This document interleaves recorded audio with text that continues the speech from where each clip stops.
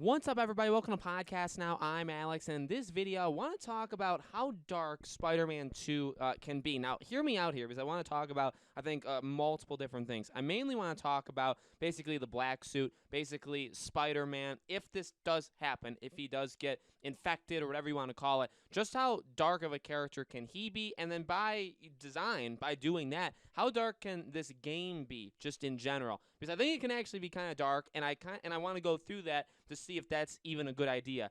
As always, make sure you guys are subscribed. Make sure you guys have the bell icon turned on. And if you aren't subscribed to my second channel, the name is Podcast Now Plus. Plus is in the word. Link for it is in the description below. If you guys want to check it out, I would be much appreciated if you guys would. So we know that, and even from what Insomniac has said, right? Basically, they're saving this kind of stuff for future games. Doesn't have to, and I see a lot of people going that it needs to happen in Spider-Man 2. I guess it technically doesn't have to, right? If they only want to do, say, figuring out what, Harry Osborn, whatever they want to do with him, if they want to figure out Norman and make him Green Goblin, I mean, it's possible. You don't have to have anything. And I'm not saying, by the way, these Spider-Man games are already just the most, always upbeat, always, like, up-tempo, like, everything's always so good. Because in reality, I think they do, both of them, do a really good job of, like, there is this positive energy, and being Spider-Man always should, in a way, be fun, and, like, he is going to be, joking, and he's going to have that kind of,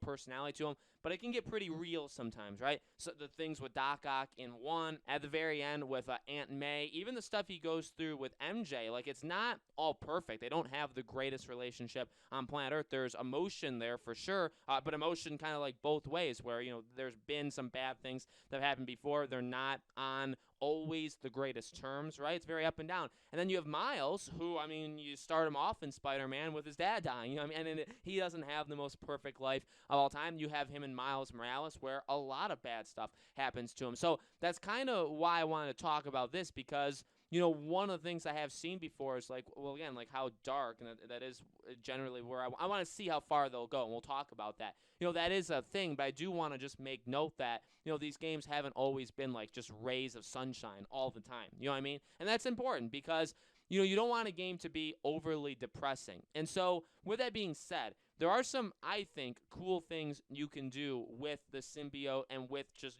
Peter not being basically in his right mind. Spider-Man 3 with Tobey Maguire, the epic film that was, and I'm just kidding, because I don't like any of those films. That could be an extremely hot take, but specifically Spider-Man 3, I think to a lot of people could be considered a mess. I don't think that's unfair to say. I certainly didn't like it. And when he was going through his emo phase, let's just call it, it's become memes. It's become really hilarious, like, when you see it.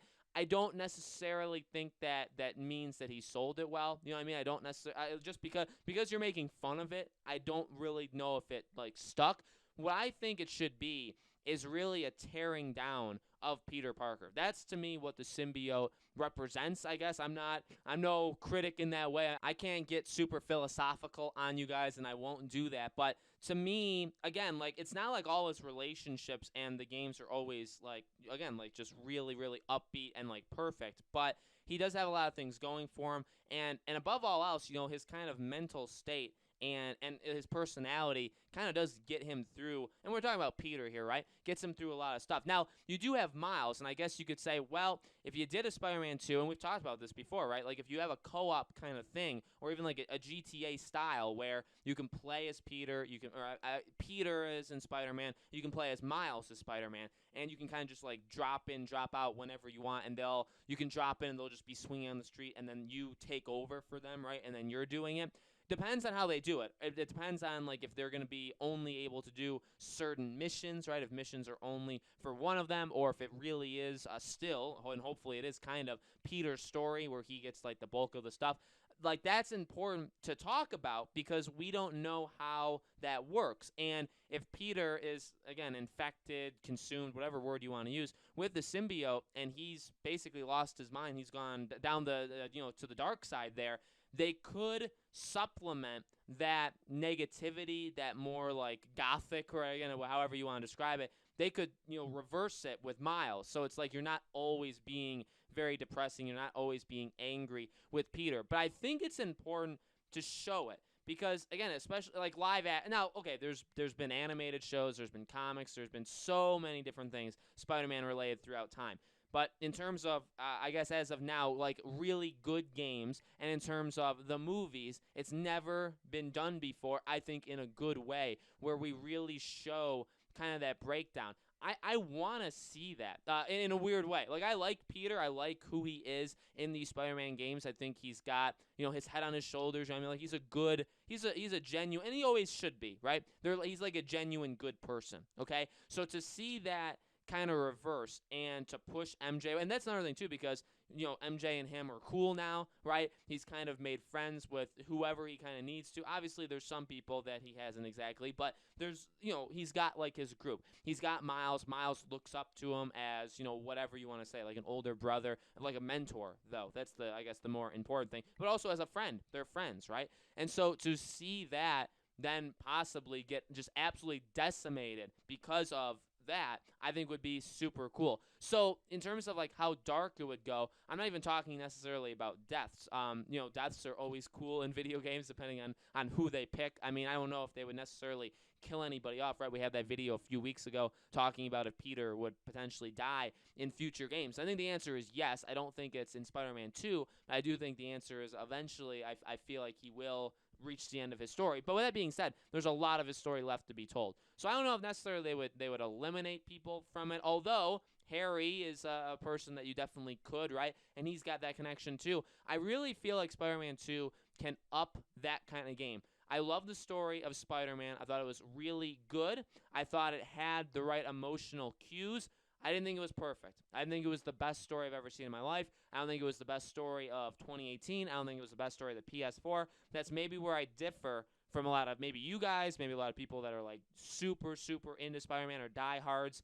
I like it. I love it, I would even say. I love the franchise. I love the games. But I would say there's still improvement there, improvement with the story. So, and this in general, like making Peter basically evil in a way. And not even necessarily evil, right? More kind of just like, he doesn't care, or he's willing to do whatever not even what he needs to do, but he's just willing to do whatever. Like, that is cool. And that opens up possibilities for how he can basically ruin things and how he needs to overcome it. And the bigger thing, too, that I like to see explored that isn't always explored is the aftermath. Like, not even just feeling sorry, but how you live with that going forward. And honestly, I think games are one of the better mediums to go through that. In movies, in television, it's kind of good too.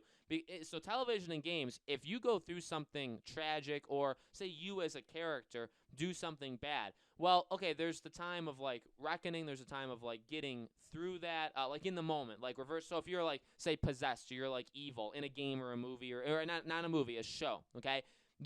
Getting out of that, that's the first thing. Like breaking them out of that spell is the first thing. But then really exploring what they did during that time and how maybe they can't actually reconcile with themselves that they did all that. That to me is the more interesting part. Like, it's cool in the moment to see it, but it'll also be like really sad. That's the thing.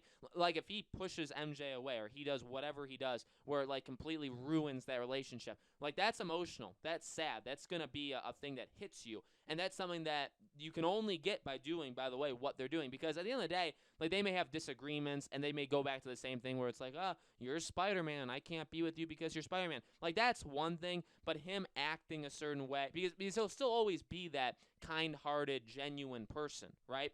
But if you change that aspect of him, well, suddenly now you've changed the whole game, okay? So you have that, but then, however he gets out of the situation, however the symbiote moves on, or he actually defeats it, or whatever ends up happening, that's one part. But then living with what he did and seeing that, again, you sometimes do, but you sometimes don't get that in movies, oftentimes because they're not long enough. You can't have the movie be 5, 6, 7, 8 hours, right, to kind of see the repercussions of what you did, because the movie's too long. But in a game, you have as many hours as you want. In a television show, you have multiple episodes and multiple seasons. There's plenty of time to reconcile, or just go through basically, oh my God, here's all the stuff that I did, and I'm struggling with kind of coming to terms with it. And I like that kind of emotional, back and forth. And I think this game honestly can do that. So that's what I kind of mean by dark. Not even just in the moment, because he can do some terrible things, and he can ruin relationships with Miles, with MJ, with everybody he knows.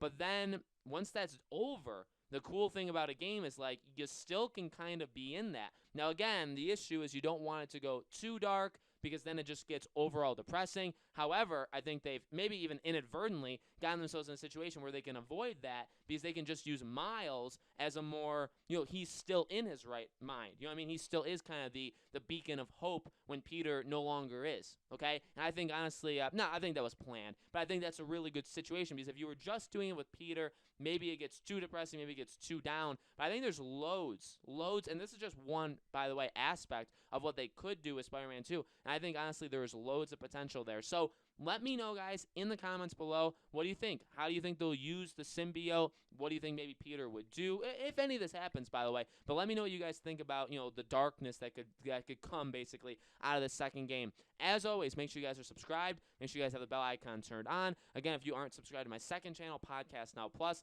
link for it is in the description below. You could also, obviously, just search it up on YouTube. Greatly appreciate your support. You guys have been rocking these videos, and I really do appreciate it. More Spider-Man 2 videos coming every so often. Obviously, they've kind of been spaced out a little bit more. We're going to continue that, but there will still be a pretty darn consistent coverage, okay? Thanks for watching, guys, and I'll see you all on the next video.